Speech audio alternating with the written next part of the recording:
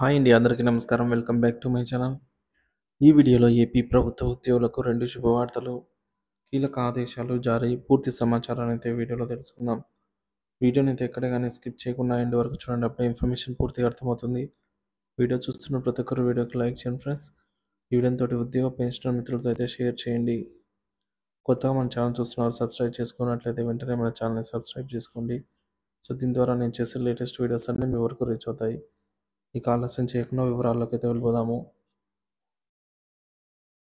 ఆంధ్రప్రదేశ్ ప్రభుత్వ ఉద్యోగుల ఆందోళనలు, పీఆర్సీ మధ్యంతర భృతి మరియు డిఏ బకాయిలపై నిరసనలు. ఆంధ్రప్రదేశ్ రాష్ట్ర ప్రభుత్వ ఉద్యోగులు తమ సమస్యలపై తీవ్ర అసంతృప్తితో ఉన్నారు. 12వ వేతన సంఘం సవరణ, మధ్యంతర భృతి మరియు కరువు భత్యం బకాయిల విషయంలో ప్రభుత్వం నిర్లక్ష్యంగా వ్యవహరిస్తోందని ఉద్యోగులు ఆరోపిస్తున్నారు. ఈ నేపథ్యంలో ఉద్యోగులు దశల వారీగా ఉద్యమాలను ప్రారంభించేందుకు సిద్ధమవుతున్నారు. ఈ అంశాల గురించి పూర్తి వివరాలను తెలుసుకుందాం. ఉద్యోగుల ఆవేదన. పీఆర్సీ ఇవ్వలేదు, ఐఆర్ లేదు, డిఏ లేదు అంటూ ఉద్యోగులు తమ ఆవేదనను వ్యక్తం చేస్తున్నారు. ప్రభుత్వం ఆర్థిక ఇబ్బందులను సాకుగా చూపుతూ తప్పుకోవాలని చూస్తే ఊరుకునేదే లేదని హెచ్చరిస్తున్నారు.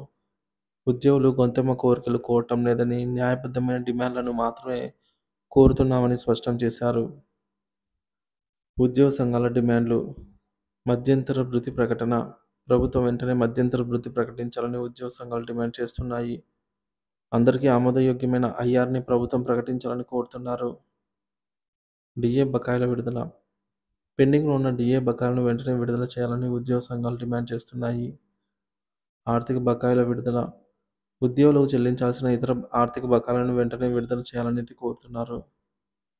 సిపిఎస్ రద్దు. కాంట్రిబ్యూటరీ పెన్షన్ స్కీమ్ సిపిఎస్ను రద్దు చేస్తూ అసెంబ్లీలో తీర్మానం చేయాలని జిల్లా ప్రధాన కార్యదర్శి గోరవెల్లి సురేష్ గారైతే డిమాండ్ చేశారు. పీఆర్సీ కమిటీ నియామకం. ప్రభుత్వం వెంటనే పీఆర్సీ కమిటీ నియమించిన వెంటనే ఐఆర్ని ప్రకటించాలని ఉద్యోగ సంఘాలు డిమాండ్ చేస్తున్నాయి. 30% ఐఆర్.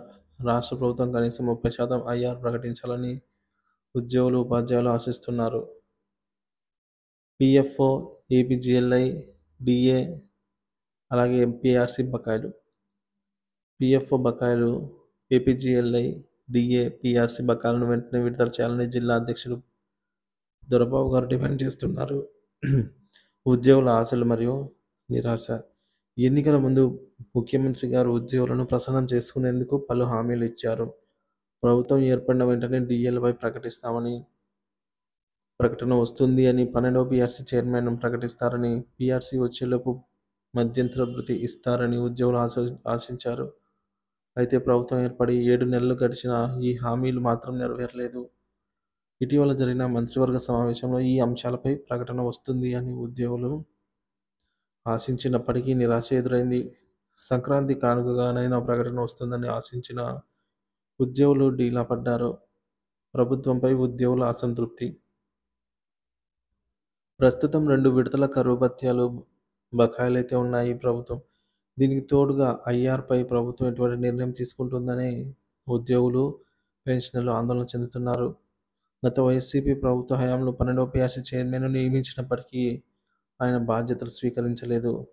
2024 మే నెలలో చంద్రబాబు నాయుడు గారు ముఖ్యమంత్రిగా బాధ్యతలు స్వీకరించిన తర్వాత ఎన్నికల ముందు ఇచ్చిన హామీల మేరకు 12వ పీఆర్సీ చైర్మన్ను నియమించాల్సి ఉంది.